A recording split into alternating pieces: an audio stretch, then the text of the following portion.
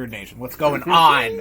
Episode 159 of the RudeBoyz Power Hour Plus. We're still deep, balls deep in the Tomvember. Yeah! Don't worry about that. Tomvember, balls deep. I did say Tomvember? You did say okay, Tomvember. Alright. As you said it, I was like, I don't think I said that word. And then next up will be Rudecember. No, see, it really does. Rude-tober, and Tomvember's like, that's a pass. That's like a B- pass. Rudecember? No. Yeah. No. Back to the drawing board with you. Tom, sometimes you got some ideas. Say back to the drawing board, Rufio? No. What the fuck? Rufio? Oh my lord. Rufio! Rufio! A fucking psychopath. Who is now having delusions and flashbacks back when he was a lost boy. Hook is such a Neverland. good movie. Hook is a pretty good movie. But we're not talking about Hook, everybody, okay? My levels. I don't understand my levels. Tom, just talk regular with your regular voice, please. I am talking regular with my regular voice. It was a weird way to say that, wasn't that? I don't fucking know. Anyway, well, we're not talking about Hook. The fucking microphone loves me. We're not talking about Hook. We're talking about three young boys. Not one of those podcasts. Three young boys a few years ago. I gotta leave. Yeah, legally you do have to leave. Three young boys who debuted around this time a couple years ago. I'm talking about Roman Reigns, Seth Rollins, and Dean Ambrose. They became and debuted as The Shield. The Shield. And we're going to talk about The Shield. We're going to talk about The Shield, and we're going to talk about them. We're going to talk about them. Yeah. I'm not going to try to spoil it. I'm not going to try to fucking bury the lead. Yeah. We're talking about The Shield. This episode of the RudeBoyz Power Plus. Yep. That's Tomvember's choice. That's Tommy's choice. Tommy Cash's choice. The Cash Man. The Cash Maker. Tom. Who's in our mouth, Chris? I'm doing a Sure Mix-a-Lot. Original, thank you. Couldn't think of the word. The way Chris was just standing when he tried to get the word original out, it looked like he was trying to get a fart out. Yeah, it was pretty sketch. Alright. Did it almost turn to a poo? No, it didn't. Okay. So, we're doing a live shake. I never do this. Have the drinks been in there? No. Oh. That's ice. Whoa, bartending skill. Wasn't that cool? I was waiting for that. Not really. I was waiting for that to smash me in the face. It was absolutely not cool. So, Tom, we were actually talking about this. We had a moment. We had a little bit of a serendipitous moment where we were talking about making a themed cocktail for this podcast about The Shield. And we both settled on the same name. Now, I'm going to get to the name right now. But it's 3 ingredients, much like The Shield. 3 vital ingredients to make a perfect faction. Okay. So we're starting off with the big dog. Rum 151. So this represents Roman Reigns. We're calling this the big dog. Okay. The nights I've had on Rum 51. The obviously 151 it's 151 proof, which is 75.5%. It's a fucking ABV. It's a bad boy. It's a bad boy, much like the big dog, Roman Reigns. You know, the head of the table now, if you can believe it. Can you believe that, man? Yes, and we're going to be acknowledging this. So we are doing one part. What? How much is 151? one part? Well, by one part I mean we're just doing it's 1-to-1. So what I'm doing 2 ounces to make 2 drinks. You have to explain. Well, the way that they use part is that regardless of how much you use, it's 1 part. So, like, if I'm doing 6 drinks, then it means once everything's kind of broken out, or whatever it means. You know what I mean? You know what I mean? You know what I mean, man? Kind of. Yeah, I'm not talking fucking gibberish. The next one is going to be called the Architects. It's blue. Curacao, yes. This represents Seth Rollins. Seth Rollins has come up as far as him being a wrestler and all that stuff. Like, he kind of wanted to stand out on his own. Maybe, put a little blonde, highlights in his hair, something like that. The blue coloring stands out. But it is a orange liqueur, which is pretty standard. But it does stand out on its own. It's going to basically cut the 151. I'm going to do 1 part of this as well. So that means equal parts because it's 2 ingredients thus far. All right. Explain as you would a child. As you would a child, right? So we're doing one part 151, one part of Blue Curacao. And then the next part, Tommy, the Lunatic Fringe. Boy, this one I'm afraid of. A little bit of Tabasco. Interesting. It was a little interesting, yes. So this is representing Dean Ambrose. Bit of a hothead, if you will. The one the one S.H.I.E.L.D. member who is not with the company anymore. You know what I mean? Whose world title aspirations aren't maybe as big as his S.H.I.E.L.D. brethren. Correct. You know? So we're only going to just do a few dashes. So they're doing... A few means three. Yeah, we go. Alright, okay, fine. Tom gets on his grammar high horse. Well, it's also 3 for 3 S.H.I.E.L.D. members. Alright, okay. I like that. So should you put the ice in there first? No. Okay. That's not how I do it. I do it. I put the ice in. Okay. Then I pour the ice in the top of the shaker. I'm so afraid of this drink. Wow, your levels were good there. Yeah, for once, right? Look at that. Look at your levels. I'm thinking, should I open pour this or I'm going to strain it? I think I'm going to strain it. And this is going to be a sipper because of the 151 and the Tabasco. It's not really something you're going to fucking down. All right. I was afraid of it. So this is a. Truth be told, this is a live taste test of this version. I tried a different one with a more underproof rum. I like how it looks. Right. It's blue. That's about even, right? Yeah.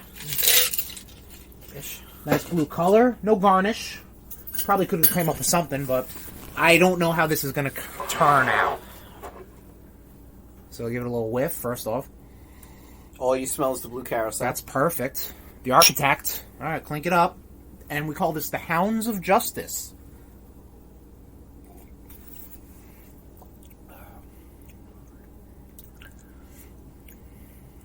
So.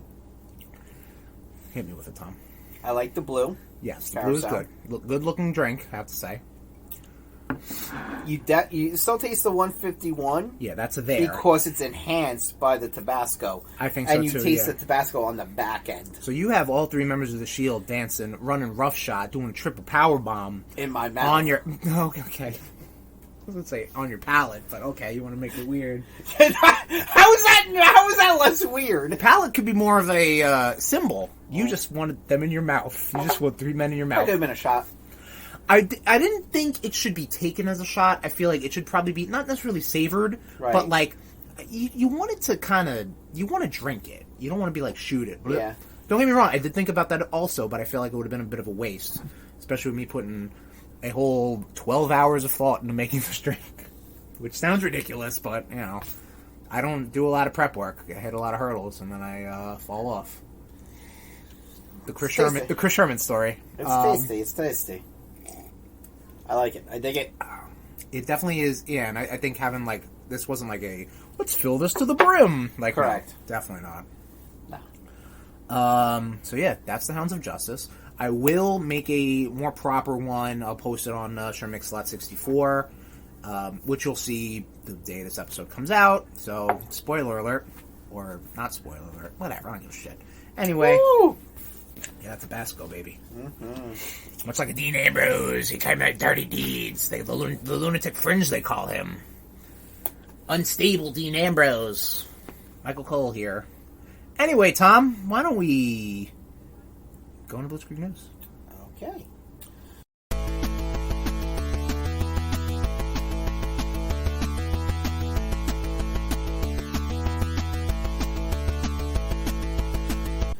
So starting off in games, as we always do. GTA 6 trailer coming in December. Yes. GTA 6, sorry. GTA 6, yes. Which I'm fucking surprised because they're still making money off of 5. Well, you're right, but I guess at a certain time they gotta start fucking doing something, you know what I mean? True. I don't know how well Red Dead Redemption 2 did. I think it did fairly well, but... minus all the glitches. Well, yeah, I mean, again, it's an open-world game. We're going to be talking about that in the near future, as far as glitchy open-world games are concerned. But GTA 6 is a long time coming. I mean, Jesus Christ. GTA 5 came out on the PS3 and Xbox 360. And it's just been remastered and reworked for several systems. And I have a copy of 5. I think... Wait, did I give it to you? No, it was... actually, you might have given me your copy, but I was gifted another copy. Oh, okay, cool. There you go. Yeah, I'm not a big GTA guy. Like, I dabbled a little bit with San Andreas, and that was about it. It doesn't really do it for me. No, same. Right, but hey, if you like it, and you're interested in 6, then it's coming, baby. You're gonna get a big old blowout. Big old blowout your O-ring, a la X-Pac. That's a little bit of a throwback to our RudeBoyz Wrestle special. Check that one out. December. Also, it's coming out. The trailer. I said December. Well, I'm wrapping it up after we talked all this nonsense. The Last of Us Part 2 Remastered coming 1/19/24. This is breaking news. Yeah, The Last of Us Part 2 Remastered is coming out to PS5, and it is this was actually leaked on the PSN store. I guess some info came out. Oh, really? Yeah. Not the game, but the info that is coming out. This just happened, as per recording. So things could change before that, but probably not. And, yeah, I still probably won't play it. I'm not interested in Last of Us Part 2. I played 1. 1 was great. I'm good with, like right now... I'm good with how that story Right now, the remastered of Part 1 is, like, on sale for, like, $40, which should have been the whole time. I would be more interested in playing that. Yes, actually, I agree. I think my copy is the remastered. The remaster that came... No, the remaster came out for PS5. Like, mine has all the DLC and shit. Yeah, well, this one is like, the same deal, but it's just remastered. La-di-da. Then they're doing it again. I'd be more... But that's $40 if you want to play it. And I'd be more interested in picking that up. Yeah. All right. I'm with you. Mm-hmm. You remember Star Wars Hunters, Chris? I do. Well, it's fucking delayed till 2024. Oh, well. This was like that big Zynga free-to-play. It's never coming out. It's never coming out. Moving on. Comic book news. We got comic book news? Oh, yeah. Oh, my gosh. Spider-Man and Spider-Man team up finally in Spectacular Spider-Man in March. Yes. Teamed up, haven't they? No, I know. That was the point of that dumb headline. Oh, but this is the first time they're going to be teaming up in an ongoing. I guess when they did Spider-Man, it was a limited series. But this one is going to be a ongoing series of Peter and Miles teaming up, which we've never seen before, obviously. No, we have. Come on now. Stop trying to make it a thing. It's very clear they're together all the time. Maybe not all the time, but more often than not. I just want to I want to say something to Marvel Comics. Okay. Can you leave fucking Havoc alone?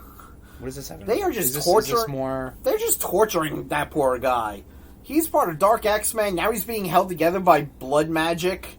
Okay. And it's just like, dude, Havoc was his best self in the 90s when he was leading X Factor. Right. And then he went to Mutant, like the whole Mutant X thing happened. Like, stop trying to have him be with Madeline Pryor. She's no good for anyone. I mean, if you've got issues with your older brother, then what better revenge or psychological trauma? Clone's wife, his wife's clone, or with all the demon powers. Yeah. I don't know. And now since that story's been written, now that's all they go back to. Yeah. Yes. Comic books. Moving on to movies. All right. What the fuck is going on with Marvel Studios? Marvel Studios. So after we recorded, they haven't reached DC status yet. So that's true. So after we recorded last week's episode, this report came from Variety talking about how every year Marvel Studios has like a big retreat where they talk about how good they did last year. Well, this one apparently wasn't that great. A lot of it had to do with the fact that I guess they thought that Quantumania was going to be like a big, huge banger, and it wasn't like they would like, right? Right. So what they want to plan on doing is they want to scale back. They want to also like be intriguing to maybe the lapsed fan. So basically what that means is they are okay with doing a movie with like the original five, not original five, but the original Avengers 6, thank you. The original MCU 6. That's correct, yes, that's correct. They're also trying to work on how they produce their television shows, because they were just really kind of just winging it. Yeah. You know? So maybe they were like, oh, yeah, we need, like, show writers and, like, Bibles and stuff, which is basically just, like, a big plot outline. So you don't go every episode and be like, okay, cool. What are we shooting today? I don't fucking know. Where was this guy? I don't know. You know? And, because, I mean, Secret Invasion was, like, a thing. Remember that happened. It was fine. Fine is a fine word to use there. Exactly. So, yeah, and we got some other more headline-y Blitzkrieg news items pretty much following this. But Marvel Studios is kind of like in a weird spot, because they definitely oversaturated. And that was because they made a shitload of money with Endgame, 100%. And then Disney Plus shows up, so now they have to produce stuff for that new platform. Thank you. And they are stretched very thin, to the point that, like, you know, Kevin Feige was impossible trying to handle all these things, everything in pre-production, post-production, current production. Yeah. To the fact that Blade was going to be a fucking mess until they kind of reeled it in. They slashed the budget. The writer for Logan is going to be helming that. Yeah, Born Again was going to be a mess. They fucking are reworking that, so... Yep. I mean, I don't know, but there is some MCU news and leaks still that's happening. Yeah, that we're going to be... There's still... I mean, honestly, it's Marvel, and I don't know. Marvel, baby! Now that we have, they have access to the X-Men, Fantastic Four. I think that threw them for a loop a little bit. I think if they knew they were going to get that, maybe while they were working in Phase 3 still, they would have been a little more... That would have been the focus. Right. Because of course it would be. Why wouldn't it be the X-Men? There's also the whole... Wow, so these actors we brought on that are supposed to be, like, either one, new heroes or new big bads... Right. Apparently in real life are fucking dirtbags. Right. Like, like I just saw that they are going to probably be moving forward with Kang Dynasty. I saw. But... without Jonathan Majors, obviously. Well, I mean, listen, you could just rename... It's a variant. Rename Kang Dynasty the Book of Doom, and there you go. Everyone just make it will be happy. And you can keep Secret Wars. Call it Battle World, right? Yeah. Excuse me. Where Doom played a dungeon master. You alright? Yeah, the Tabasco lingers. Yeah. Yep. It just reactivates after a belch. But we're going to be talking... Don't you worry, Nation. We're going to be talking about the Marvel Cinematic Universe for the foreseeable future, I'd imagine.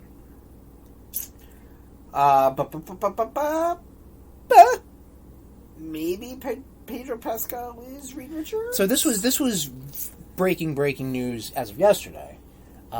Basically, his name just kind of kicked around, saying that, he's been offered the role, and we're going to see what happens. But, like, they've been doing this with, so far, like, Adam Driver, and John Krasinski, and this guy, and that guy, and Glenn Howerton, and next thing we know, it's going to be fucking Danny DeVito, like, until there's a big reveal, and until Kevin Feige says, like, here's your new Fantastic Four, everybody, then we got it, you know what I mean? But as of now, it's just names attached to things, attached to plans, attached to this, attached to that. Fucking say who it's gonna be. That's it. Like, right now, Vanessa Kirby is allegedly gonna be Invisible, and I don't know again, it's all. I think she's in, like, the Shaw and Hobbs, or Hobbs and Shaw movie. Fantastic. The Fantastic Beasts. The Fantastic Beasts and Where to Find Them. Of driving, because it's the Fast and the Furious franchise. Shaw. Yes. Moving on, Tequila Wakanda, not involved in Thor 5. Yes. Yeah, I knew this. Like, this was... Well, so far, we don't know if Thor 5 is a thing, but... Yeah, Tequila Wakanda has stepped away from the whole Thor business. Yeah, because... Probably for... I mean, you know what? I know people poo-pooed on Love and Thunder. I enjoyed Love and Thunder. I think it was a fun movie. It was fun. And people are like, oh, well, Thor should be the, comic relief. I'm like... It's Thor. Who cares? Who gives a shit about Thor? Right. No one gives a shit about Thor. I thought the whole Jane Foster thing was more interesting than anything Thor was going through with fucking Batman. Right, yeah. You know, like... Christian Bale, he means. Yes, thank you. Yes. Thanks for explaining the joke. Moving on. Stephen Yeun, confirmed by Robert Kirkman to be the Sentry. I knew this as well. This just got talked about. This has been a big thing for about a year. No, it has not. Yes, it has. No, it has not. Yes. Okay. Robert Kirkman, just because Invincible came out, and who voices Invincible but Stephen Yeun. So Robert Kirkman was in an interview, and he kind of just let loose that he was just like, "Oh yeah, he's going to be in a Marvel movie playing the Sentry." Again, could be bullshit, but he's apparently going to be in Thunderbolts. Yeah, that's what they say. Right, which is where that was first. Okay, I'm wrong though.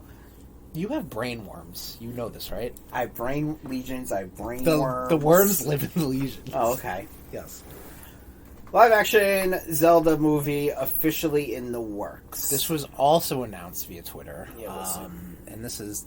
Have you... Get a load of this, Tom, right? So, Shigeru Miyamoto is going to be producing this movie. So he's going to have a good hand in it, you know what I mean?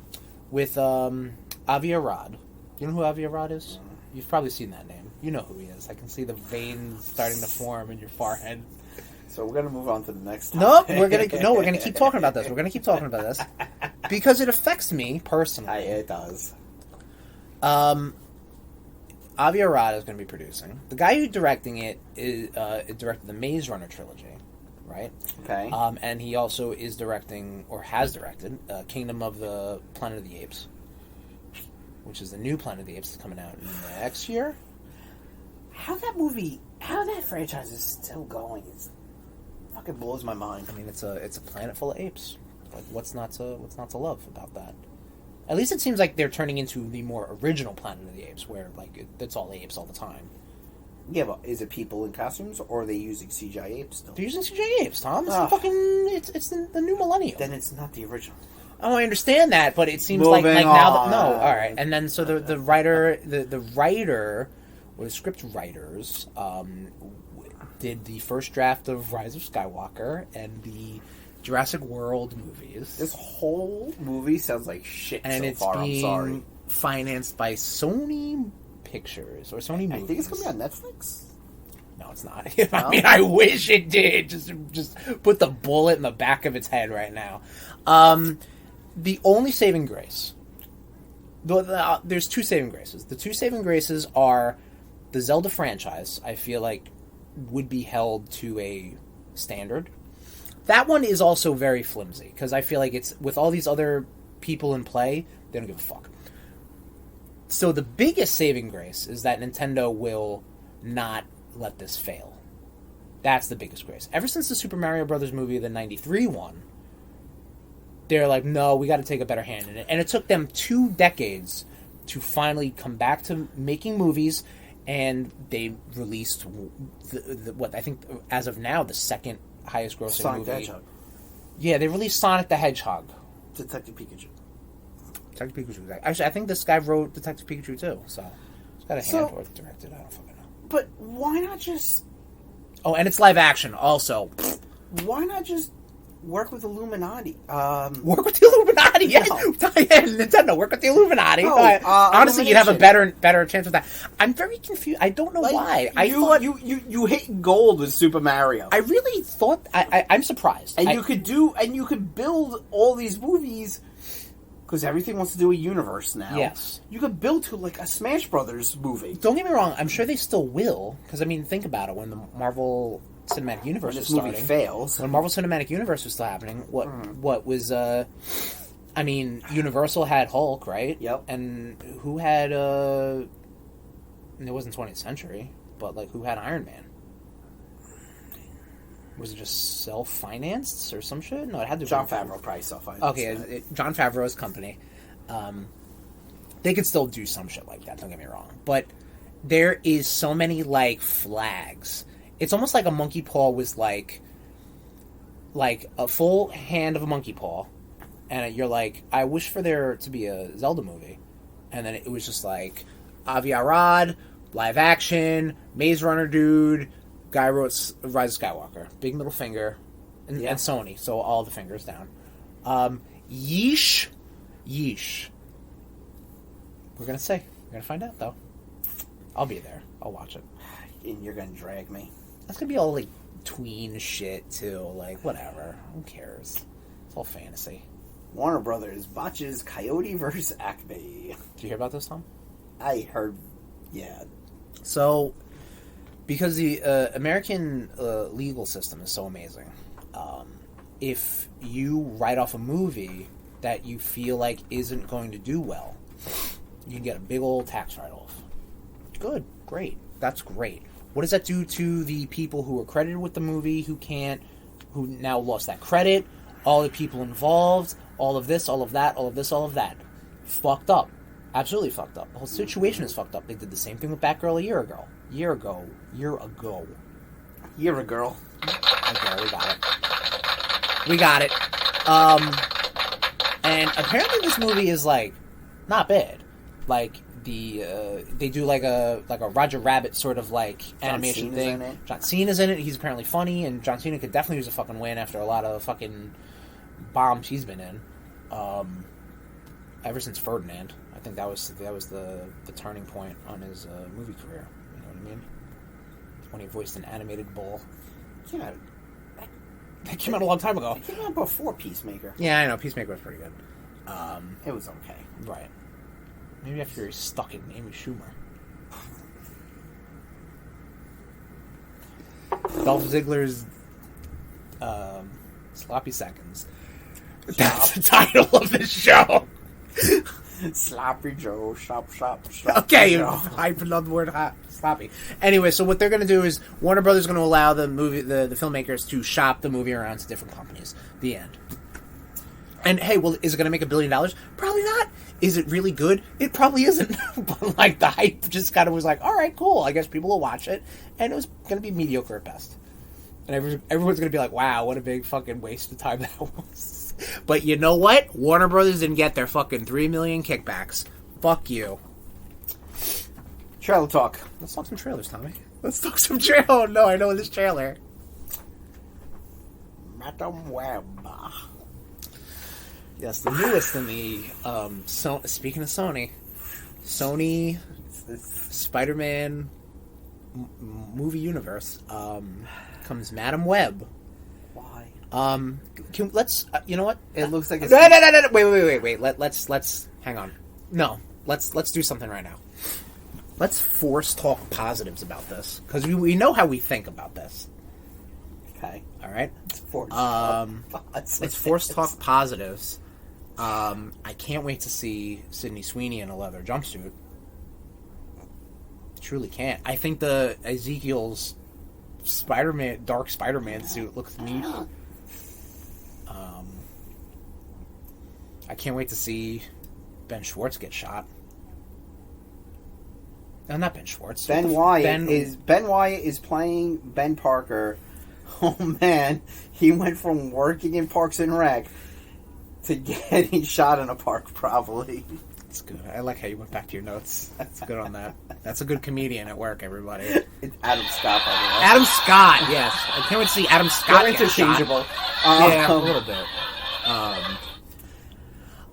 And I think that the premise itself is so far removed from core and semi-core Spider-Man characters that, like, fine.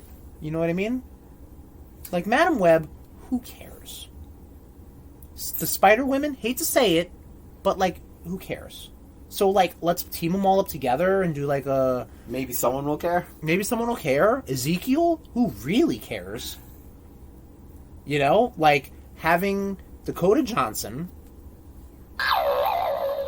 what else was she in? 50 Shades of Grey. Oh, that's who that is. That's who that is, yes. Having Dakota Johnson play Madam Web, who is, at best, a precog in this movie, who... She's not even a C-list character. She's not even a D-list. She's like a Z-list. Yeah, absolutely, yes. But, like, having her be, like, not the man in the chair, but like the leader of... She's gonna end up in a chair at the end. I think so, yeah. Having her be, kind of like the leader of this, like, Spider-Girls team, you know? And like I said, having Sydney Sweeney dress up as Julia Carpenter's Spider-Woman. What else was she in? She was in Euphoria. Never saw that show. Okay, well, she's in things. Isabella Merced as Anya Corazon. Don't know who she is. Well, you should investigate these things. You should research these things. She was Dora from Dora the Explorer. Oh, okay. And Celeste O'Connor as Maddie Franklin, also another Spider-Woman. She's the one with the big, like the spider, like the superior spider arms and stuff. I'll give it. Or the Iron Spider arms. Iron Spider, thank you, yes. Emma Roberts is up in the mix. I mean, I'm ready to go. I'm full stack ready to go. I don't care. Also, in typical Sony fashion, a different woman is listed. A Miss Jill Hennessy is credited as Beautiful Woman. That just gets that for that. No fucking clue. Absolutely no fucking clue. So apparently they're working on a Marvel-Sony merger. And that means all these Sony movies will be canon in the MCU. Well, I think when in an interview, Kevin Feige said that, like, oh, because of the multiverse, all these movies are canon. And I'm like, oh, that's a fucking cop-out, but okay, sure. Sure, Kevin. That's our Lord and Savior. Yeah, exactly, we'll listen. It's like, yeah, we got to do this. And also that Man-Thing TV movie that happened, I guess, is canon now, you know what I mean? So it's the Runaways from right. Hulu. And hey, guess what? So this is the same fucking shit The Flash did last year. Think about it. Think about it. This movie looks like a CW show. They did say that too, and I'm here for it because I just popped 6 boners because everybody is beautiful and whatever. We're gonna go opening day, aren't we? Yes. We still gotta see the Marvels first. Listen, we might see that in 24 hours. So. Huh? Well, 12 hours. We're gonna see it tomorrow morning. I didn't know what was going. We'll talk. We'll talk, everybody, or maybe we won't. I don't know. Apparently, we don't. TV talk. House of Dragon set to premiere summer 2024. Cool. Yeah. This got announced right after the strike got. With how that shit was left, yeah. I truly don't even remember how it got left. How did it get left? One fucking son got eaten by a dragon. Which son? One of the king's son? Yeah, one of the king's sons. No, one of the bastards. One of the queen's bastards got eaten by a dragon by the dragon who was being ridden by the kid with the eye patch. I truly do not remember. Just go on YouTube and I'm sure there's a recap video. Right. What If Season 2 of What If comes out December 22nd with daily episodes? Well, it will...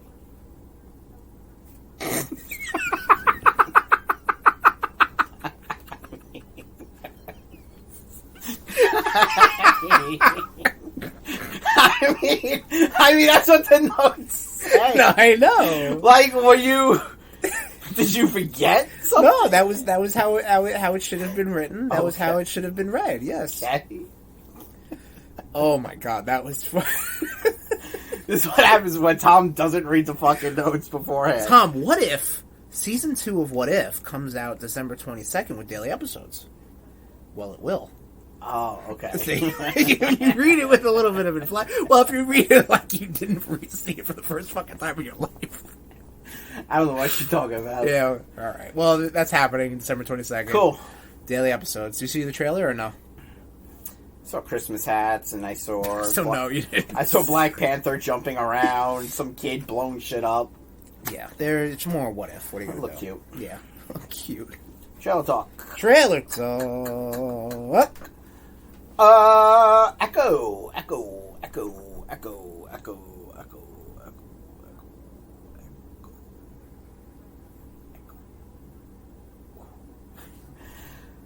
January 10th. Stop. So you brought this to my attention. This is what they're calling a Marvel Spotlight, which is it's not like it's basically, it doesn't seem like it's required viewing, but it should be because Daredevil's going to be in it and Kingpin's going to be punching guys bloody. So they're getting a little dark. They're getting a little gritty. They're showing some balls, Kevin Feige is. Kevin Feige is throwing his balls right now. Everyone's going to be like, suck them. On January 10th. It looks real good. It looks really good. Honestly, like... D'Onofrio coming back. I'm in for that, yeah. I'm in for fucking some more the red costume, like none of that bullshit yellow shit costume. Yeah. I hate the yellow costume. I liked it for the what it was being used as, you know. Like it was in She-Hulk. It brought back Matt Murdock as Daredevil. Oh, that's really fucking cool. What? He's back. I like that a lot. Yeah. So big fan of that. So am I. I mean, all episodes will be in on January 10th.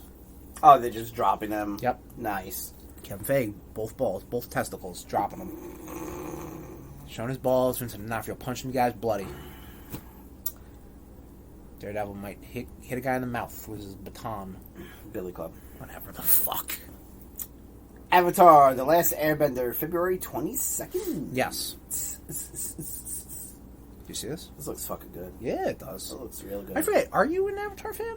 There's just so much. Right. And sometimes I gotta be in the right state of mind to watch it. Yeah. I mean, Avatar: The Last Airbender is still. There are episodes that are heavy. Like 2 or 3. Yeah. But like it's not like Clone Wars where it's like oh, okay, now it's getting serious. Yeah. You know what I mean? I mean, don't get me wrong, yes. There are stakes in the Avatar: The Last Airbender, but it's not as serious, if that makes sense. It does. It still appeared on Nickelodeon. You know what I mean? Like, you know, I know there's like bloodbending, which is pretty dark, and I know Korra probably goes harder. And what's her name? Fucking Zuko's sister. Yeah, she's a psychopath. Holy shit, she's a crazy broad. And the friend, yeah, her friends she has, yeah, they're fucking nuts. Yeah. But it does look pretty good. That's the in the Netflix butt? adaptation. What? In the butt. And that is all we have for Blitzkrieg News. Yeah.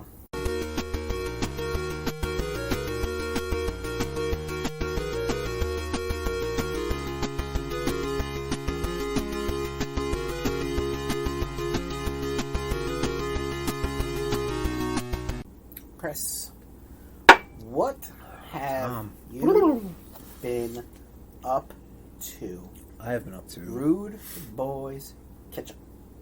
CatchUp. I've been up to some stuff. Watching some things. Me and Jen, we watched Hannah. Did you see Hannah? Not Hannah Montana. No. You never saw the movie Hannah? The movie Hannah. You've probably seen the trailer for Hannah. You know what Hannah is? She's like a little girl, survivalist.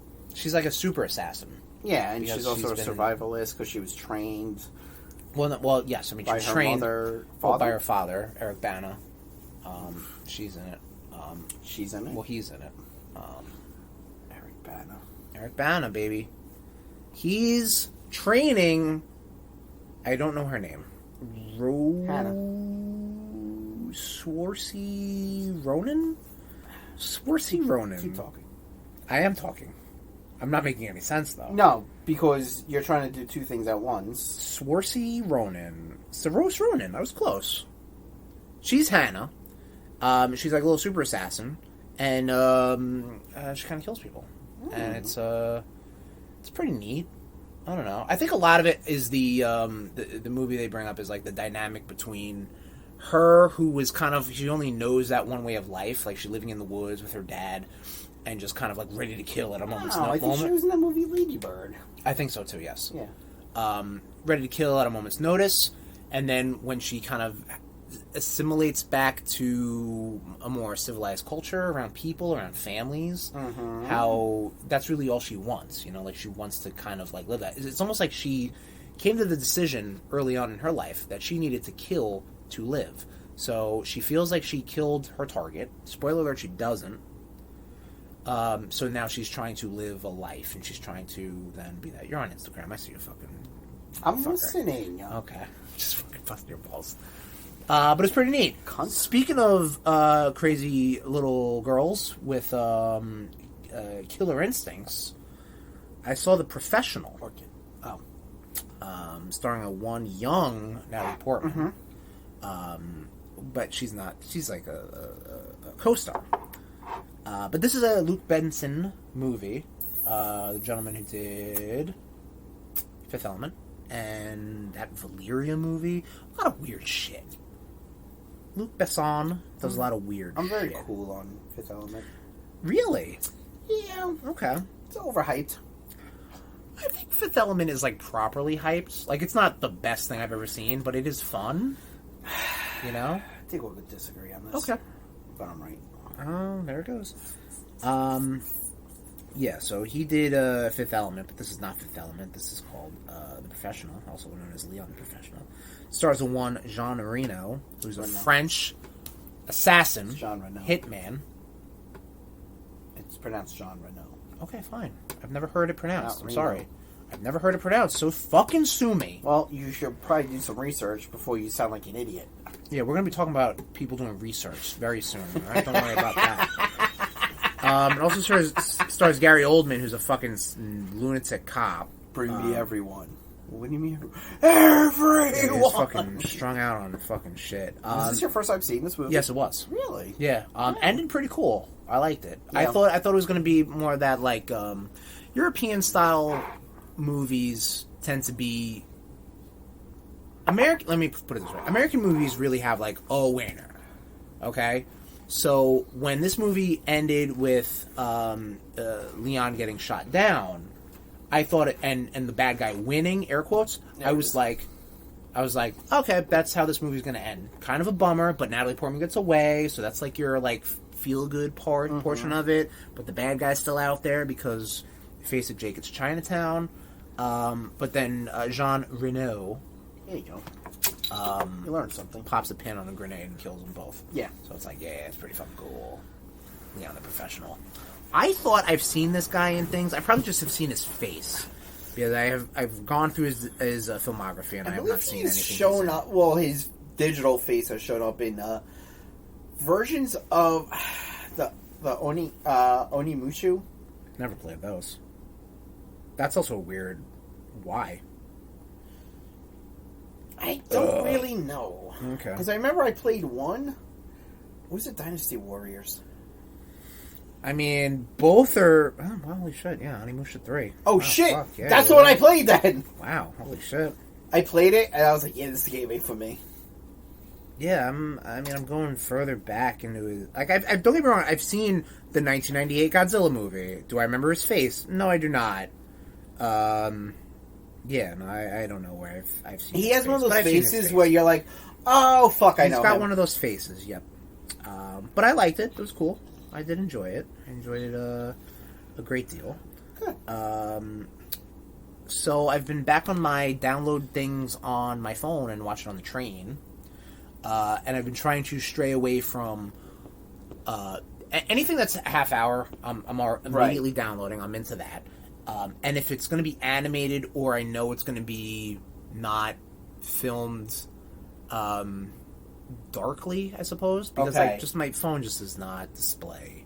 You know, like in a cave. Like when I was trying to watch Obi-Wan and shit, I'm like, all right, well, here we are in a cave. I can't see shit right now. Just turn up the brightness. Yeah, you have the Believe me, I brightness. did, Tom. Believe me, I did. Jesus It's like fucking Christ. playing a goddamn original Game Boy. We were fucking ordering food earlier, and like he's like, "Here, order." Fucking, I get blind. I need my sunglasses. I'm sorry. In addition to your fucking brain worms and your fucking brain lesions, you have cataracts, and bright light hurts your fucking eyes. Dude, there's bright light, and then there's fucking staring into the sun, which is what your phone is. I think you're being very dramatic. I watched Captain Laserhawk, a Blood Dragon remix. Laser beak. I don't know what that was. Is that what you think he says? I don't know. Okay. This is produced by Adi Shankar, who is the creative mind between Castlevania Nocturne, the upcoming Devil May Cry series. This is it is set in the... I don't even know if it's set in the Blood Dragon universe. So what Blood Dragon is, every so often when Ubisoft would put out Far Cry games, they'd put out DLC content for it. One of them was called Blood Dragon. So basically they took their Far Cry engine, made a downloadable semi-sequel, put it in the future, but Okay. if like the 80s dictated the future, you know what I mean? Okay. You know, like those movies where it's like in the year 1999, and it's like fucking insane. I think in the game this guy rides a dinosaur because of course it's over the top, it's crazy, it's probably like synthwave rock or something like that. You know what I mean? So it's like, what the fuck was that 15-minute movie that was on Netflix Oh, with Hackman? yes, I know what you're talking about. Yeah. It's like that. Yes. Of course, I'm in the Viking Age. That explains the raptors with lasers. Yes, yeah, like that. Like it's just like, of course it is, you know. Yeah. But this show, it's animated. It's like I said, half an hour long. It's 60. It's 6 episodes. Has a ton of Ubisoft references in it. So the main character, Captain Laserhawk, he kind of has like a. He's tasked with Suicide Squad style. Okay. To infiltrate the big mega corporation known as Eden, right? And he's teamed up with Jaden Page from Beyond Good and Evil. Obviously not the same characters, but it's the names, and you know, it's just this little punky chick with green hair and a big pig man. Because hybrids are a thing too. Like you have. Like horse people, cow people, snake people, like that's the whole thing. I was going where... You have a bullfrog who is part of the creed of assassins. This looks bonkers. It is absolutely insane. And also wrestler Cody Rhodes. Cody Rhodes is in the first episode, and there's no spoiler alert because it happens in the trailer. Cody Rhodes is the one character that his head gets blown off to show him they mean business. You know what I mean? Of course, that always happens. Like I put a explosive in your brain. No, you didn't. It explodes, and then Do you know what Cody Rhodes' character name was? It was Cody Rhodes. Yeah. He played himself. What's funny, it didn't sound like him either. I'm like, what? You couldn't get Cody Rhodes to play Cody Rhodes? But yeah, no, they didn't. Did he start with, "Hey, Laserhawk"? No. What do you want to talk about? They didn't lean too far into that. Oh. Kenny Omega was in an episode also. Like they did lean a little bit into the wrestling stuff, which I dig. Clearly fans, you know what I mean, which I like. Yeah. But they do talk about that stuff. Like the whole plot itself is like it's just a mega corporation taking over, and then like it puts its prisoners or like prisoners of war into like VR simulations who are basically then like the mindless drones. Creed. Right, because there's Templars, there's Sam Fisher's up in the mix. And Assassin's Creed was Ubisoft, right? Yeah. Okay. Sam Fisher's up in the mix. I'm just being an asshole. Rayman. Sam Fisher. From Tom Clancy's Sam Fisher. From Chaos Theory, from Splinter Cell, yes. Oh, I don't like those games. Well, I mean, he's a cool character, you know? No. Tom, you don't have to play it. It's Why okay. do I have to be quiet if I have a gun? That's all I gotta say. Because sometimes silence is deadly. No. Yeah, no. No. Yeah, definitely not. You gotta fucking blow shit up. We're still talking about farts? And people's heads. Okay. It was 6 episodes. It was cute. It told a story. Right. Whatever. Okay. Not making the Rudy's top list, I can tell you that much. But for Rudy's preparation, though, I saw this year's television show based off of a PlayStation property that takes place at post-apocalypse. Okay. And I'm not talking about The Last of Us. I'm talking about Twisted Metal. Okay. This was very silly. This was very not serious, which I liked because it was like sometimes I'm like I don't need to. I don't really. Metal is. I don't. I think I've played 15 minutes of Twisted Metal. Really? I've never played. I've had car combat, so like whatever. I think I played Cell Damage more than I played Twisted Metal. You have brain damage. Okay. But I do. I even appreciate like the references. Like for someone who's not a Twisted Metal fan. Okay. Like I was like, oh, that's pretty cool. Like, oh, I know that obviously Sweet Tooth, everybody knows. But like, you know, the one chick in like a racing car. Like I'm like, oh, I think I remember. I've seen that, and she's in it. They had the dude who had arms as tires. No, but that's a teaser for next season. Oh boy, they set up for the Twisted Metal tournament. You know. Because like this whole thing, so it takes place in the post-apocalypse. Anthony Mackie, who's a very comedic actor, I have to say, like he was very good. You ever watched that Christmas movie? I was just thinking about that. No, I have not. It's actually Is it pretty good? It's fun. What was it called? Like The Night Before? The Night Before. Yeah. So I was going to say The Day After, which is literally all those words backwards. He's very funny. You know? Like, he's got pretty good comedic timing. He's a good little actor, that Anthony Mackie. They should do something with him. Yeah. And he's a milkman. He makes deliveries from, like, outpost to outpost in this apocalypse wasteland. And he has to avoid all these other factions of, like, you know, vultures, which are just guys that want to fucking steal his shit, or, like, you know, there's truckers, and Sweet Tooth's got a thing, and the cops, obviously, you gotta run from the cops as a black man in America, regardless of the post-apocalypse. You gotta run from the law. I just don't understand. Fucking Samoa Joe can talk. Why have Will Arnett's done so Samoa Joe, listen, they want Will Arnett as a name. 100%. And I thought the Sweet Tooth, like, Samoa Joe did a great job, especially he has to almost overact because he's not the voice, you know what I mean? And the mask was cool because, like, you could still see his eyes in it, you know what I mean? No, so that was neat. That was probably the best looking thing in that show. Yeah, honestly, and, like, I thought it was perfectly better than fine. Because I'm going to say fine, and we all know what that means. But, like, I thought it was above average. It wasn't great, but it was, like, it was very cool. You know what I mean? I was watching it, I'm like, okay, I was entertained.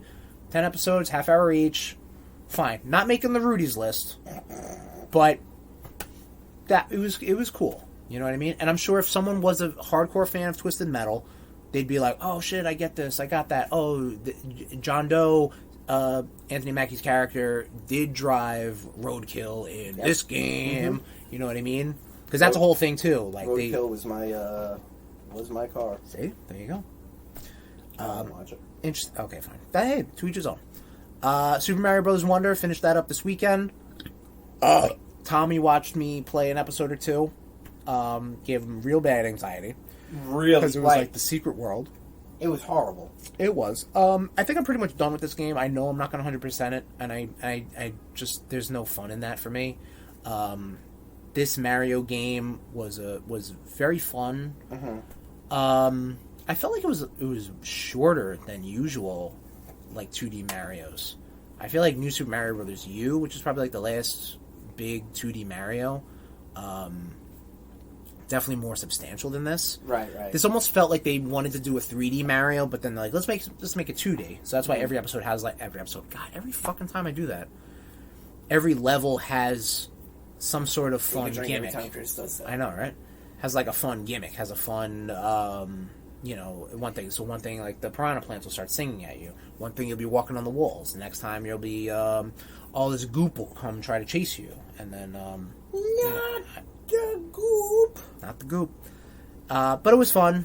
This will make a Rudy's list, I'm sure. No. Well, it'll be on the list. It's not going to win. The Rudies are a thing we have to agree upon, and Tom never played it. So he didn't play it enough to really get a good... It was cute. Yeah, there you go. Castlevania Legends. Not good. This game came out on the Game Boy app of the Switch Online. Okay. This is the lost Game Boy Castlevania game. Oh. So they did Castlevania The Adventure, Castlevania Adventure 2, Castlevania 2 The Adventure, whatever the fuck. One of those is on, or maybe both of them are on the Anniversary Collection. I'm unsure. But this game came out after Symphony of the Night. Is just not a good game. And is erased from canon. So you actually play as the first female Belmont. Which, and you're actually playing. She's the matriarch of the entire Belmont clan. Yeah. Right. Presumably, in storyline, she fools around with Alucard, and that's like the start of the Belmont line. She's the first Belmont to beat Dracula. But this is all erased once Curse and of... beat off of Dracula. Well, yeah, she did beat off of Dracula, yes. And, she... Basically, this whole concept gets erased once, like, Lament of Innocence happens, right. and Leon... Dawn of Sorrow. And... Yeah, well, yes. And then, so this is completely lost in time. It's an interesting idea. I mean, why can't there be a lady vampire killer? You know, there was in Castlevania. There wasn't. Nocturne. You're right. I mean, obviously there has to be. You think about it, like, where are the ladies? Everybody, you know, it's all Belmont don't just Belmont swinging their whips around. You know. Yeah, Tommy got it.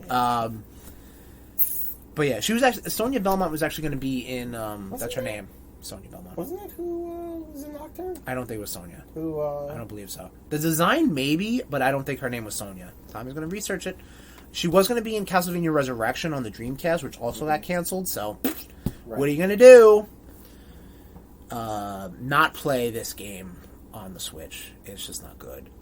What's not good about it, you say? Well, let me tell you. What's not good about it, Chris? The characters... I was trying to vamp so it would give you time to research. Oh, no.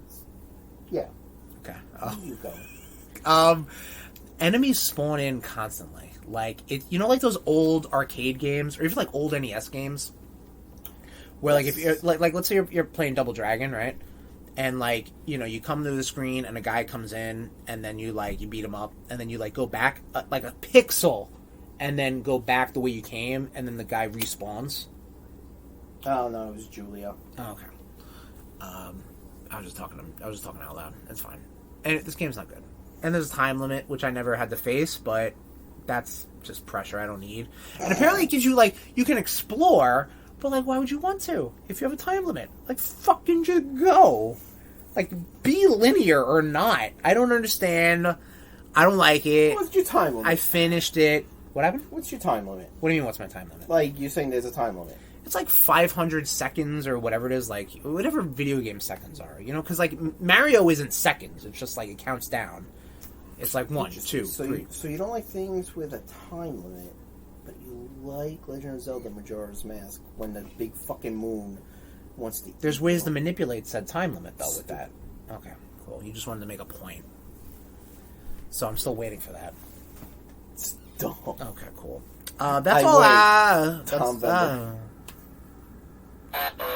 that's all I've been up to, Tom. What have you been up to on this beautiful Tomvember? Oh, I can talk now?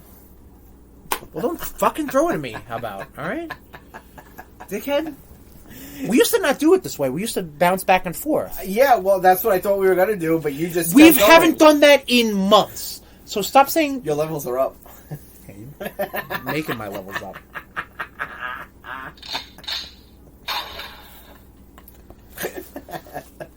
Oh, shit. Tom, what have you been up to? So, I watched Dune. Dune. The new one. Oh, okay. That,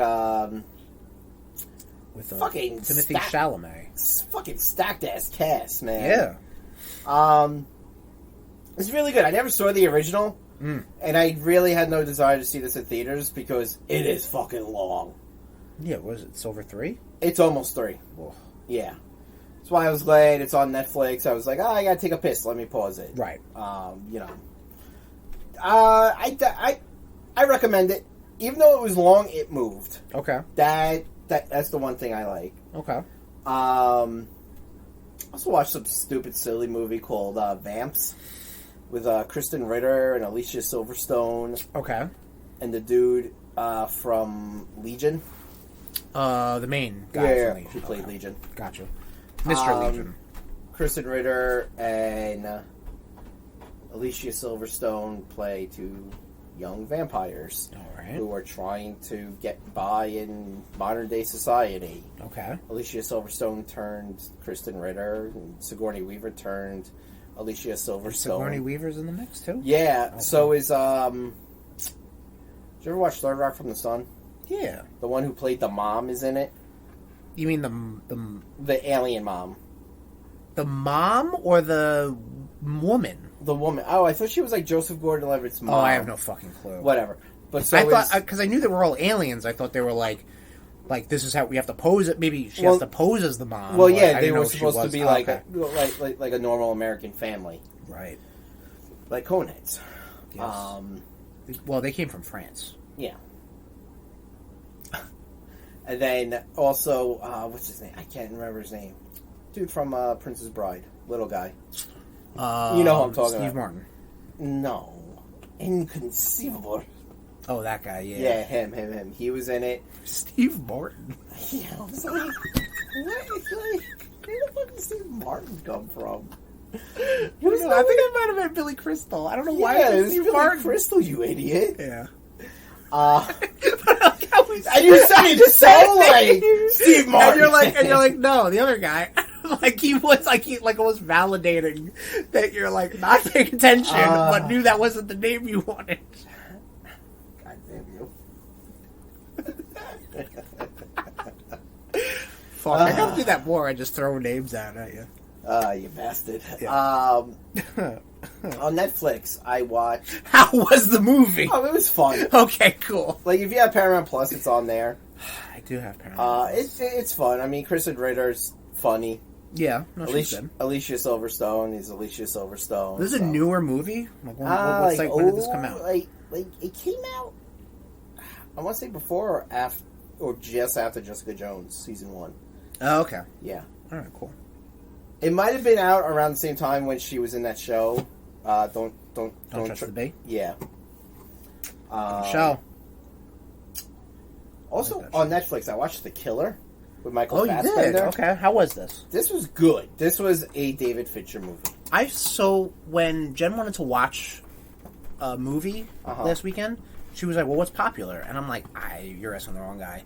But I forgot that movie came out too. So I obviously thinking about it after the fact, I added it to the list, and I was like, oh shit, I've heard good things. It's good. Hype. Yeah, it is. Michael Fassbender, come on now, that's good stuff. It is a David Fincher movie, which his movies are very like. What has he done, Tom? Tell the Social nation. Network. Social Network. Okay. Yep. What else has he done, Tom? Gone Girl. Gone Girl. Yes. Trent Reznor does all of his scores. Right. Okay. So 7, he's done. He did Alien 3. David Fincher did Alien 3. David Fincher did Alien 3. Yes. Yeah, you're right, because the French dude did Resurrection, right? Jean Reno. No, not that French dude. Luc Besson? But yeah, David Fincher, he's good. His movies are just very... I don't want to say cerebral. No, he does some creepy shit. Yeah. You don't want to say cerebral. I'll say he does some creepy shit. 7, Gone Girl, Zodiac, The Social Network. I never saw Zodiac. Neither have I. He completely denounces Alien 3. Mind, this is a producer. Well, who? So do the fans. Fair. Yuck it up, yuck it up, nation, yuck it up. Very good. Highly recommend it. Right. And then I was just like, I haven't watched Logan in a while. I was like, ooh, I never watched...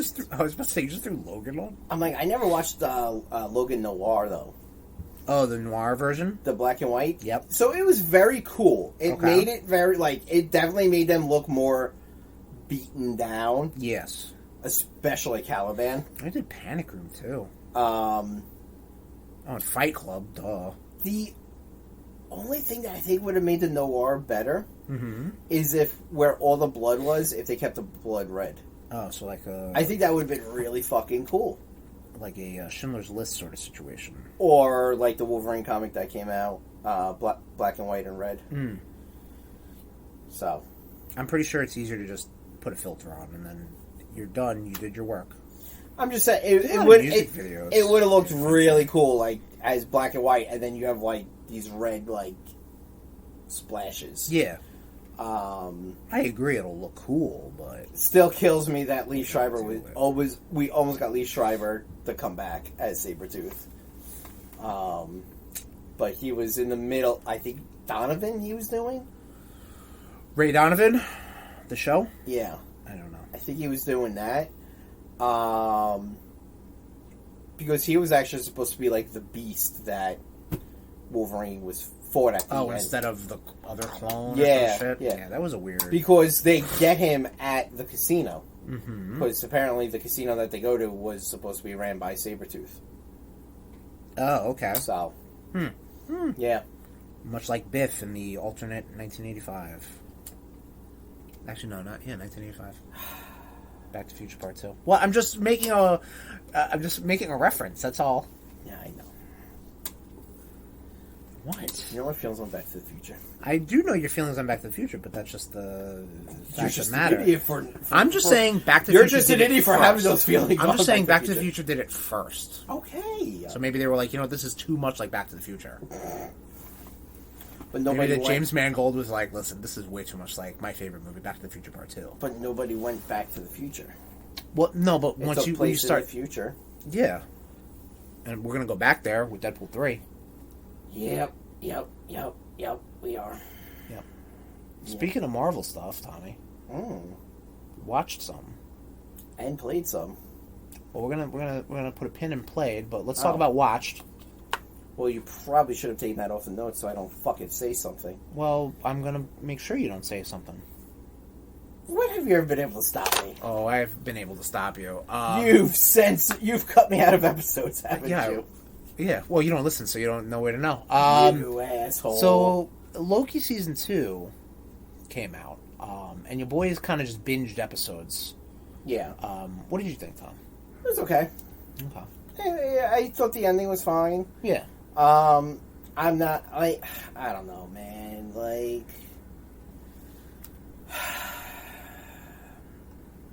Don't say the word time.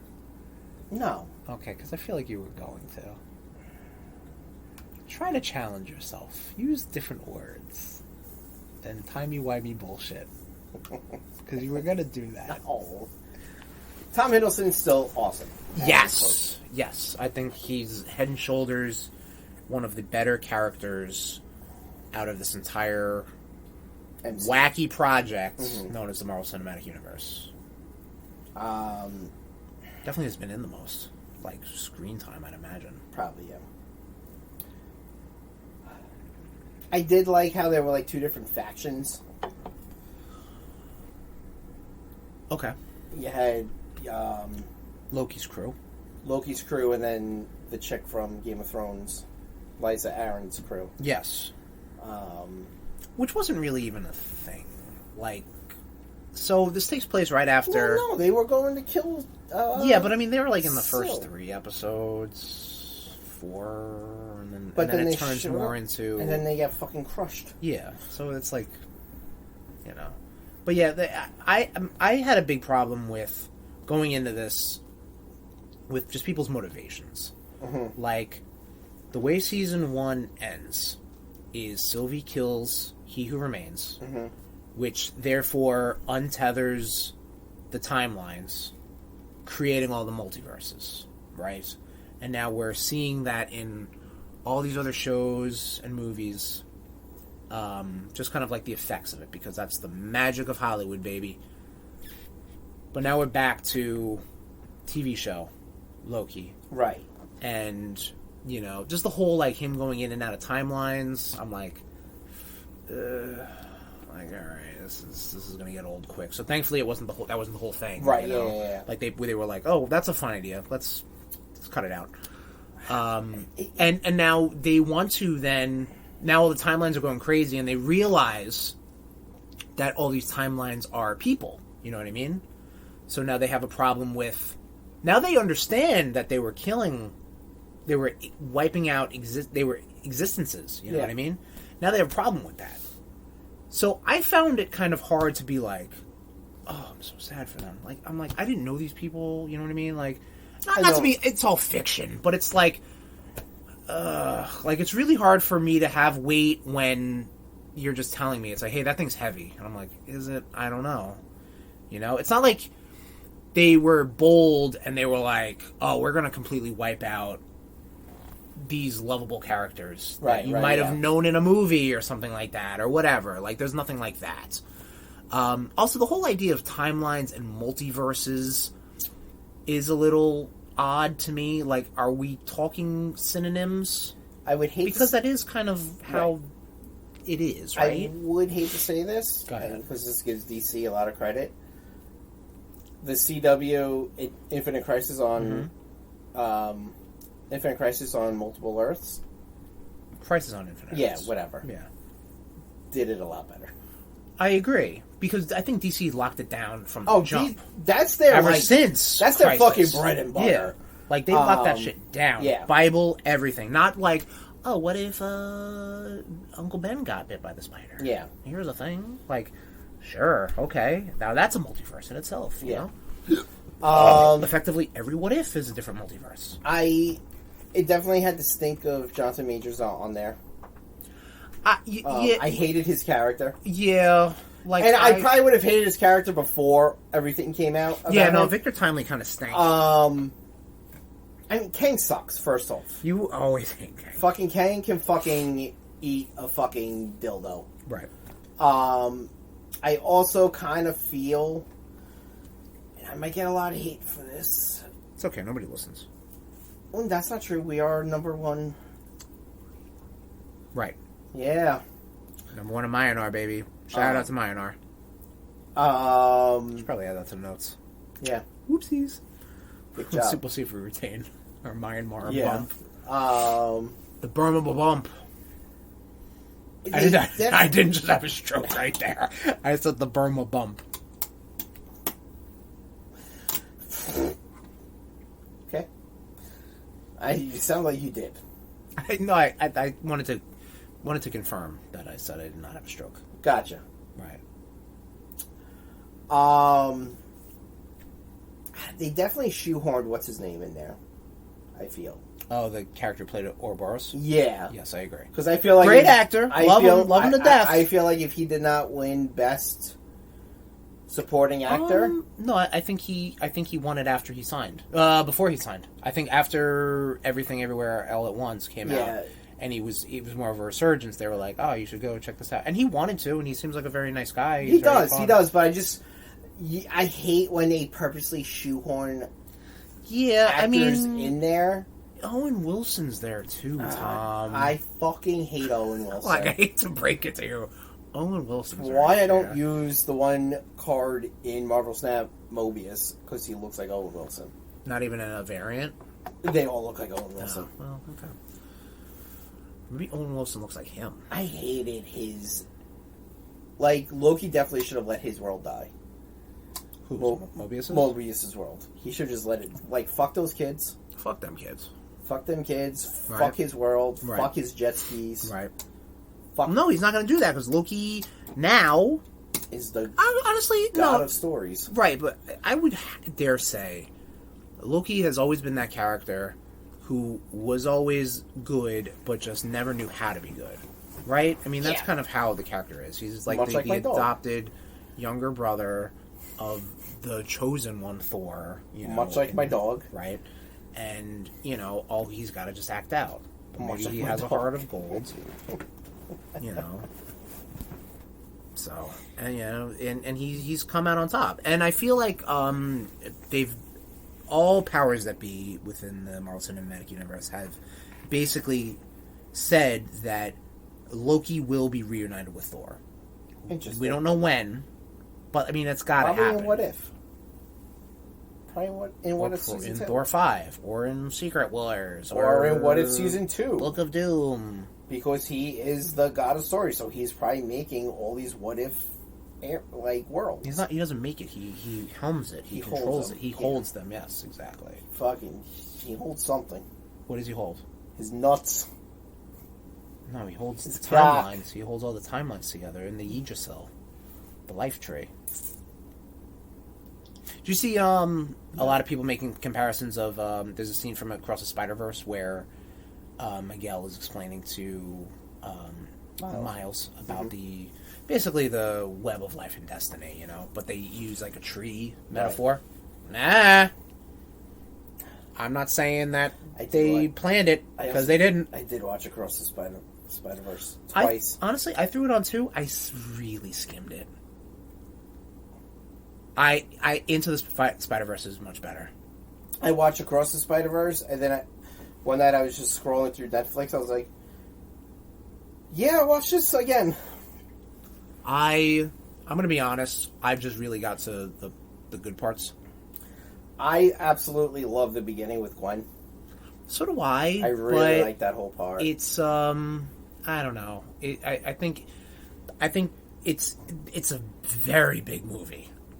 Like, you have all the setup with Gwen, all the setup with Miles. Yeah. all the setup with the Spot, then Miles and Gwen, then you're in Spider-Man India's world, then you're in the Spider Society, then you're going back with Miles, then you're going like it's a chunk. There's big chunks of movie in that, and I just wanted to fast forward and see all the fun Spider-Man references. Like, I'm a simple man. I like some simple things. I like some simple Spider-Man stuff, and I like Sydney Sweeney and Latex. Definitely simple. Speaking of Spider-Man, though, we did play and finish and complete. So yeah, about Marvel Spider-Man 2. Yeah, Spider-Man 2 came out October 20th. Yep. It was so good. Uh-huh. I don't know, you were trying to do a bit or something, so I was going to let you do it. You said you were going to cut me off as I was going to start talking about it, so I was waiting for you to cut me off. Yeah, but I knew you were going to challenge me, so I let you No, go I up wasn't, you're not you gonna win. asshole! You're not going to win. You were going to win. I don't need to win. I'm winning already, baby. I wasn't going to pull the football from you. Charlie Brown. I'm winning. Yeah, so we're going to talk about Marvel's Spider-Man 2, next episode of the RudeBoyz Power Hour Which Plus. one? Marvel Spider-Man 2. They're not all called Marvel Spider-Man 2. One's called, like, Spider-Man 2, Electro's Revenge or some shit. You know, like, they're out there. They're out there. Even the movie tie-in is just called Spider-Man 2. I know. We're going to be talking about a lot about Dr. Octopus. I don't know why I gotta end on that like that. Fool. But next episode is that. This episode... Whip! Rascal, Upstart, Dick, Elf, Babble, Bolt, Gambag, Zany, RudeBoyz!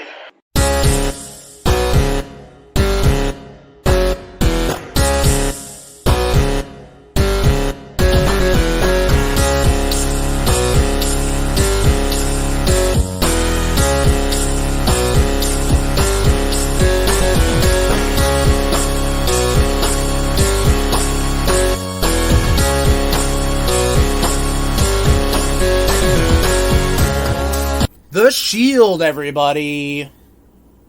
Tommy did some research on the Shield. I did a little bit of research, but I mean, you know, research, fuck you. At least I did some sort of research. Oh.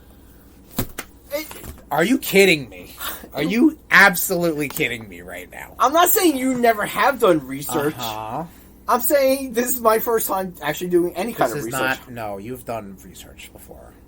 Hotel Transylvania episode. You probably have more notes for your fucking high. I was watching high Hotel as Transylvania. Fuck. Clink it up. We're not drinking another one of those. It was good. It's definitely a one and done. The Shield. Yeah. Let's talk about it. Let's talk about the Shield. Definitely, to me. Mm-hmm. Let's talk about our Shield. Like. To me? Well, let's do this. No, let's talk about, like, what we like about the Shield. I like their vests. Huh? I like their vests. You know what? Their outfits I really dug. They look the part. No, the music. That music is really good. Banger. Yeah. I would purposely put that music on when I would walk downstairs. Oh, okay. As they are wont to do. Yes. Through the crowd, you know. But and this is why I will say that they are actually better than the Generation X, the NWO, the Bullet Club. Is they all succeeded? Yes, right. But it was primarily three guys. Yes, I mean it was three guys. There were no hanger-ons. Correct. I think maybe I had a couple of house shows. I think Triple H teamed up with them. Yeah, like a need be basis, or whatever it was. There were no X-Pacs. There were no Juice Robinsons. Right. There were no, it was those three. Mm-hmm. The Shield was almost a four-man. Big E was actually almost part of that, but then this works better with three. I know and they're also throwing in that guys was in, like that was in John Moxley's book. Yeah, and also like Cassius Ohno. Right. He's going to be in the mix also. Yeah. But it came down to So who are those three? It came down to Dean Ambrose, Seth Rollins, and Roman Reigns. Yes. All three have had such a fucking careers. Yeah, going forward. So actually, I think all three recently just ended in the top 3 PWI 100. Correct. Yes. Haha. Yeah. So I mean, people don't know now if they haven't watched WWE products ever really. Dean Moxley. Wow. Dean Ambrose. Dean Ambrose now goes as John Ambrose, a.k.a. Dean Moxley. A.k.a. John Moxley. A.k.a. John, most commonly known as John Moxley. Right now, God. wrestling in All Elite Wrestling. Yep. And he's doing over there. He's killing it. Like you said, he's one of the top 3 of the PWI. Yep. In addition, Seth Rollins is the new inaugural World Heavyweight Champion. It is World, okay. And Roman Reigns is the longest reigning over 500 days? 1,000 days? 1,000 days. Over 1,000 days. And he's defended it 5 times. I'm doing that GIF of the lady. It is. Masked. It is. Yeah, it is 1,000 days. Yeah, because that'd be like 3 years. Yeah. He's had that belt for a little bit. I got a feeling they want him to beat Bruno Sammartino's. Bruno Sammartino. Doesn't he have like 4,000 days? Bruno Sammartino, I think, was 4 years or some shit. Iron Sheik had like 4,000 days. Sheik baby! No, he only had, it was like 30 days. Oh, he was okay. a transitional champion at only. But yeah, no, these are incredible characters who have incredible longevity in the business of professional wrestling. I mean, and they go hard. Like, I honestly see if any of them retire soon, it'll probably be Rollins first. Yeah. So, I mean, Rollins, he comes from, and then I would say Mox. Yeah. Moxley would probably refuse to retire. Yeah, Mox would want to die in the ring. I could probably see Roman retiring too. Like, I mean, where's he going to go after this? Yeah. You know what I mean? Like, once he ends up losing the belt eventually, where's he going to go? He's not going to be wrestling the IC champ for fucking house shows. He ain't going to do that.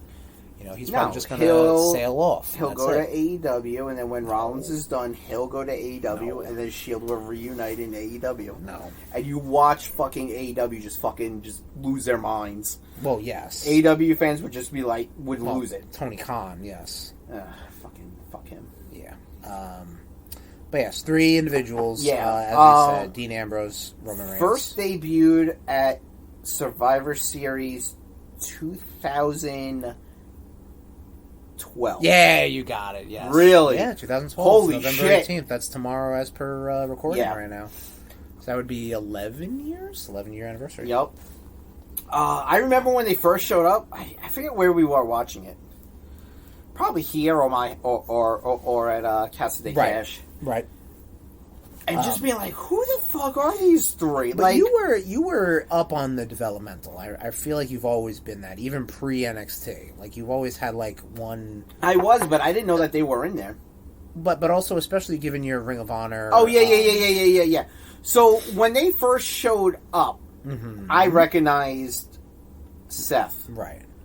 Formerly known as Tyler Black. Correct. Had a fucking banger of a match. Against Jimmy Jacobs in a cage. Okay. It was a railroad iron spike match. And they just used iron spikes to fucking brutalize each other. Uh-huh. Holy shit. Ring of Honor was wild back in the day. Ring of Honor was wild back then, yeah. They had to stand out from the pack. Absolutely.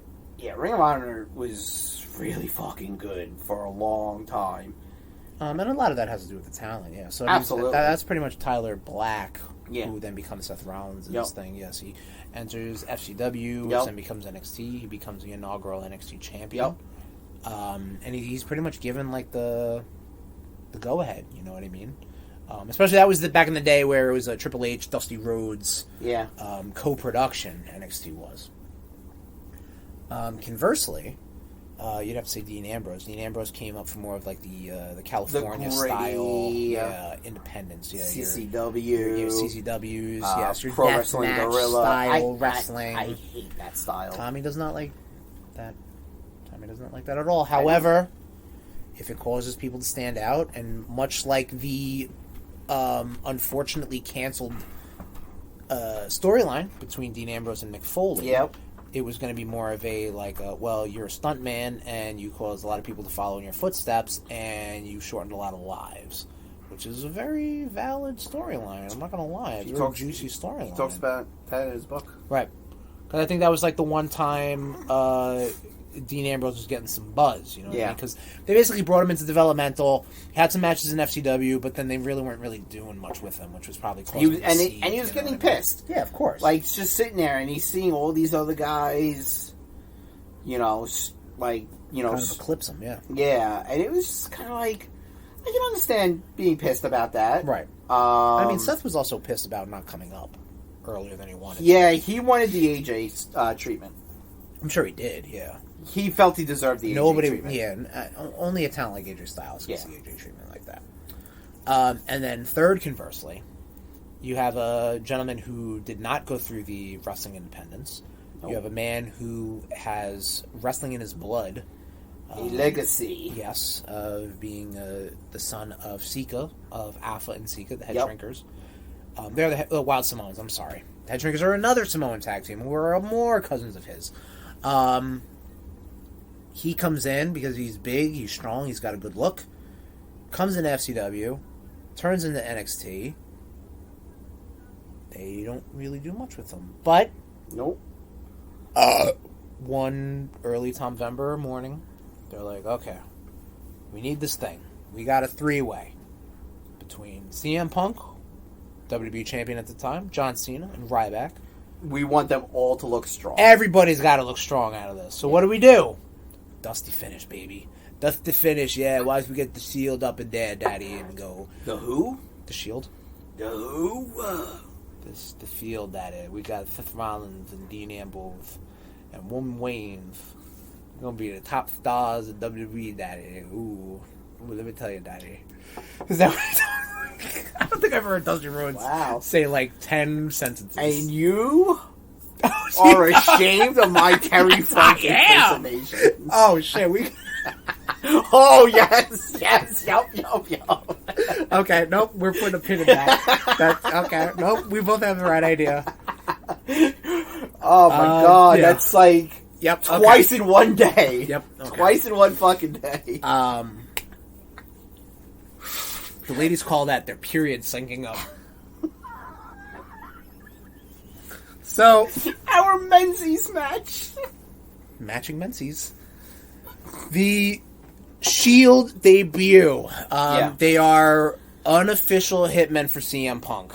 They came allegedly. Allegedly, yes. Allegedly. They talk about fighting injustice. They talk about not working for the WWE, not working for anybody. They're just kind of hitmen. Who apparently have their own theme song, and they, get matches and whatever like that, which is a fucking killer theme song. It is. Helicopter blade. Da, da, da, da, and they didn't even kind of Well, they didn't even know what the fuck they wanted. They were like, oh, you're going to be the Shield. Here's, some riot shields. Yeah. And they're like, that's stupid. That is the thing. I think a lot of success that these three individuals all were able to achieve is because they told people no. Yeah. When they were like, oh, you should do this, you should do that. And they're like, no, that's not how it goes. You guys should break up. No. Yeah. We're sticking together until they do. But they wanted to break them up sooner than when they did. Of course, because that's money. That's a money. You immediately have three individual single stars with a beef. You know what I mean? So that's easy booking right there. And in a company that loves splitting up tag teams, oh man, three people, great. That's 1/3 better. Vince had a boner, dude. He hates tag teams. Dean Ambrose wins the U.S. title when they're together. Rollins and Roman, they win the tag titles, which one title. I don't mean who knows. I dig those tag titles. The black and do? copper. I like the black and copper. You like the mold of it. You like the look of it. I gotcha. This two shit has got it either. Well, yeah, you never like the multiple belts. Either have them defended on both shows, which they were doing at a point, or fucking split it. Right. So yeah, and the faction has all the gold. Tommy. You love that shit. I fucking love that. Not all the gold. Shit. Well, they all have gold. At that point, yes. Yes. Not all the gold, but they all have gold. So then we fast forward. They're just, domination. Yep. Domination. Fast forward to them having a match with Evolution. Yep. Well, I mean, they've had also matches with like the Wyatt family, which was incredible. Yeah. Oh, yeah. You know what I mean? Yeah. And then that obviously all culminates to, they do the whole like teases, like who's going to be the one. Like obviously Roman is the one WWE wants. Like that is the who's going to spin out. That's the thing. Oh, Dean Ambrose, he's the lunatic. Yeah. He might turn. Nobody's looking at Seth Rollins. Right. Exactly. Seth Rollins is the architect. He's the man who keeps everything together. Yep. They have their feud with Evolution, yes. It's a pretty good feud. We got Batista in blue trunks. We call him Blue Tista. Then, what happens? Monday Night Raw comes. Yep. After that, pay-per-view. Yep. Batista quits. Yeah, because, Batista. Because Batista. James Gunn called. He was like, yeah, I got a character for you. And then... he was already Drax. Was he? Yeah. Yeah. Okay. Oh, fucking Zack Snyder called and he was like, I gotta put you in a zombie movie. Ugh. The movie stunk. Yeah, the movie did stink. I am interested in Zack Snyder's new movie, though. What, the sci-fi trilogy? The not Star Wars one? Yeah. Yeah. And then remember they came in with the paintball masks? Yeah. That was dope. Sorry. Just talk about S.H.I.E.L.D. Yeah, like I said, they never needed any kind of you got guys like, I hate to say it, Drew McIntyre comes down with a sword. Right. You think Drew McIntyre, you're like, oh, he's coming down with the Claymore. Like, well, I mean, their whole entrance was kind of their thing, too. Like, once they did that, it was like, oh, well, that's their thing, Right, yeah. The only one who wore the tactical gear during the whole match was Rollins. Actually, Rollins and, I mean, they all kind of kept it on, but right, no, but like the vests. I mean, yeah, I mean, Ambrose kind of graduated more to just like the muscle shirt. You know what I mean? But yeah, Rollins and Reigns. Yeah. Rollins would have the shirt and the vest, and then I think Reigns would just have the vest. Right. Well, that's because Rollins had like peanut butter sandwiches in the pockets. And what he'd eat when it wasn't his time to time. No, I never noticed. The camera never shows that. He was also like a like a 90s comic book character. Oh, I need all the pockets. Right. Well, of course, yeah. Big Rob Liefeld guy. Yeah. Says he draws a better Wolverine than Jim Lee. That's like got to be the second time I brought that up. It fucking bothers me. Well, anyway, this is a Granger, Tom. So anyway, what happens? Triple H cuts some sort of promo, like Triple H does. Yeah. And Rollins hits Roman in the back with a chair, which, Roman, come on, man. You never going to learn? Well, now he never will learn because that happened to him recently. Twice more. Twice more?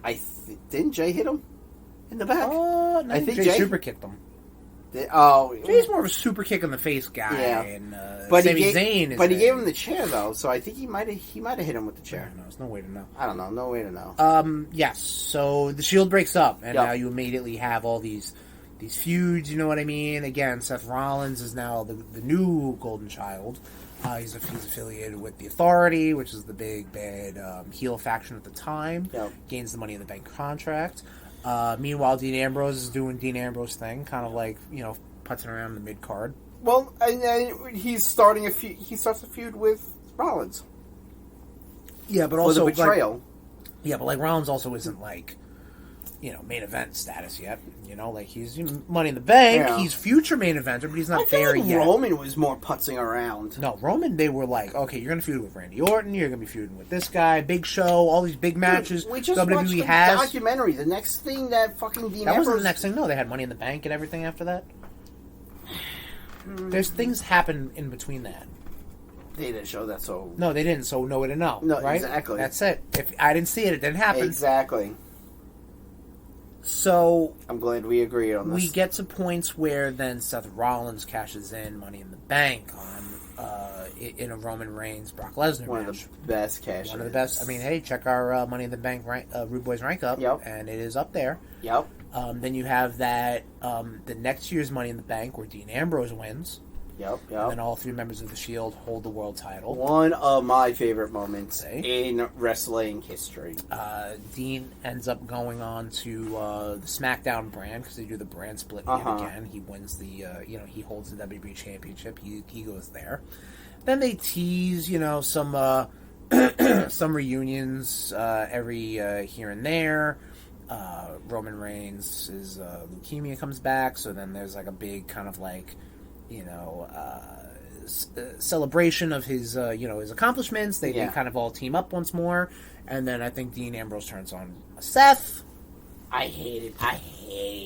Yeah, that was a little funky. I was just like, this is horrible. It was almost like a whole. And I think that's when, in his book that I read, that was pretty much Dean's. You don't read. That was John Moxley's turning point, where he's just like, man, this company ain't doing shit for me right now. He's like, I need out. Yeah, like you want me to like make fun of my best friend who like has leukemia? Yeah. Like what the fuck? Yep.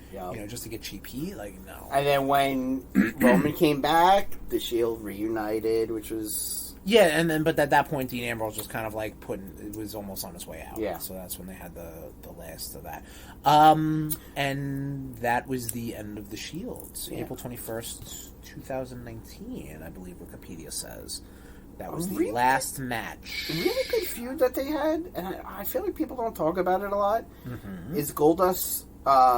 With the Road Brothers? Yeah, yes. That was a good feud. Very good, man. Yeah. Dusty was up in the mix too. Yup, Dusty, Dean Ambrose, come here. Let me hit you with my bionic elbow, daddy.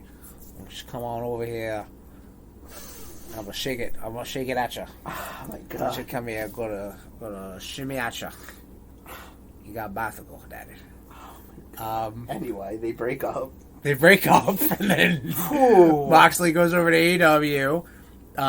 Rollins and Reigns still obviously have history. They always will have history. Yeah. So they have feuds back and forth. Most famously, I think this was at maybe 2 Royal Rumbles ago when Seth faced Roman, and Seth came out to the Shield music. In the Shield gear, does a Shield entrance. But he's still like current Seth Rollins. So he's like cackling and shit like that. There's the video when that happens. Let me see if I can... I'm going to find it real quick.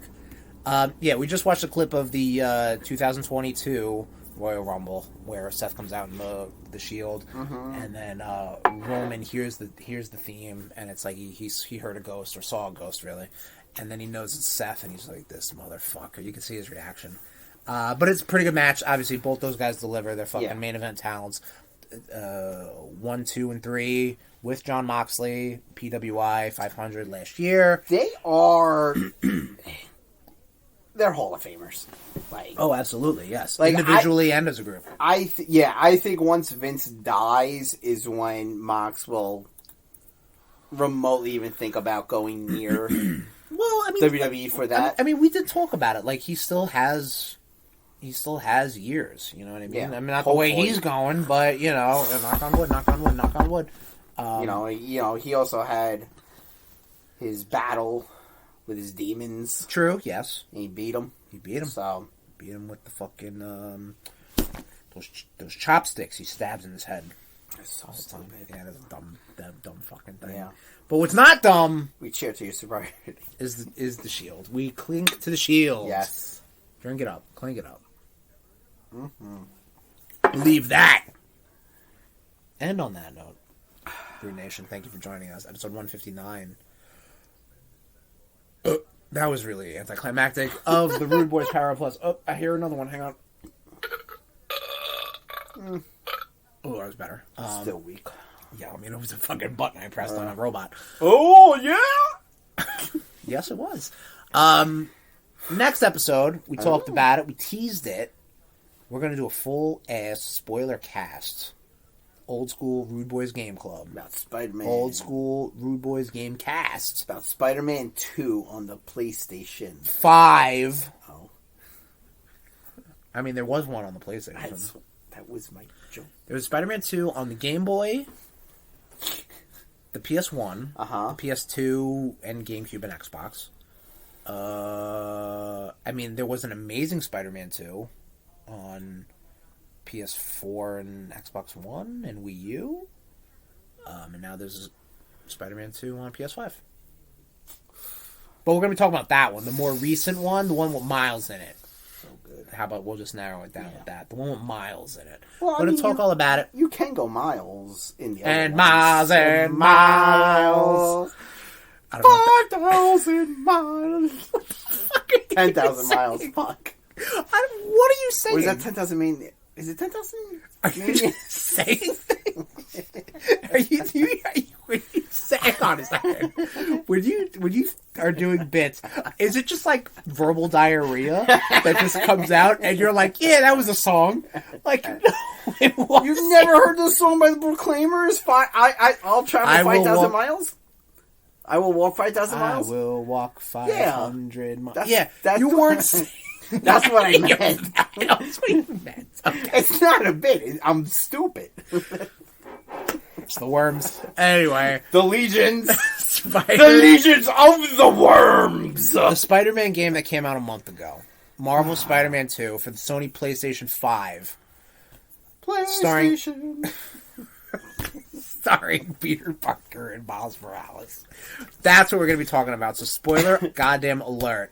Nation, if you played this game, by all means, hit us up on our social media. Let us know what you think about it. You're going to hear all thoughts about it. We'd love to get a little bit of your thoughts too. We're not going to get anything, but you think James would fucking throw some input at us? Mm-hmm. Don't know until you ask, guy. There you go. And we just asked. But yes, if you got any social, what? He doesn't listen. Well, I mean, we're asking the nation. And, yes, if you have any thoughts on Marvel Spider-Man 2, hit us up on our social media platforms. I've got Facebook.com/RudeBoyz469, Instagram.com/RudeBoyz469, whatever the fuck Twitter is anymore. I'm not even going to bother telling you about it. But our other social medias, you can find on our link tree, which is linktr.ee/RudeBoyz. Get that. That has all our fucking social medias, including the X, including Threads, including TikTok. So we're going to be talking all about Marvel's Spider-Man 2 next episode of the podcast. Am I going to stream anything tonight? I don't know. Are we? I don't know. Maybe we're going to stream something. I don't know. Twitch.tv/RudeBoyz469. We have YouTube. We have YouTube? Yes, we do. Oh, shit. Our YouTube page, youtube.com/@RudeBoyz469. You got distracted enough, didn't you? What are you reading? A fucking script? Yes, but... Oh, boy. But that's our YouTube page. I've really fucking lost everything right there. My momentum is all fucking shot already. I felt like I got triple powerbomb through the Spanish announce table right now. I'll tell you that much, brother. Ooh, I got triple powerbomb, daddy, on the... You can find this podcast on any sort of podcast platforms that you may have access to, such as Apple Podcasts, Google Podcasts, Stitcher, Spotify, TuneIn, but our home away from home, our boiler room, because the Shield kind of hung out in the boiler room, right? Where we do our little candy cam promos, which is pretty much what this is, except in the audio format. Can be found at rudeboyz.podbean.com. Triple powerbomb that bean! Right out of its shoes.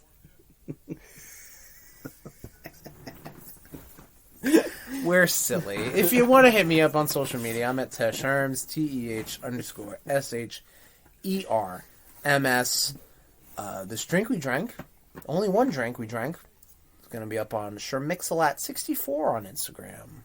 So go check that out. Please and thank you. It's been 2 years. Yeah. I haven't done shit. I'm giving you gold. You're right. I know I am. Wouldn't say it if it wasn't true. That was okay. That was a lot better than whatever anything shit you brought out. Done, yep.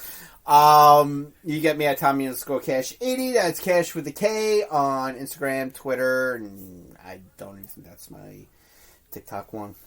Nah. Yeah. Nah. Nah. And that's it. That's all we got! That's all we got, Nation. See you next time on the Rude Boys Power Hour Plus. This has been a presentation of the RudeBoyz Podcast Network. Oops.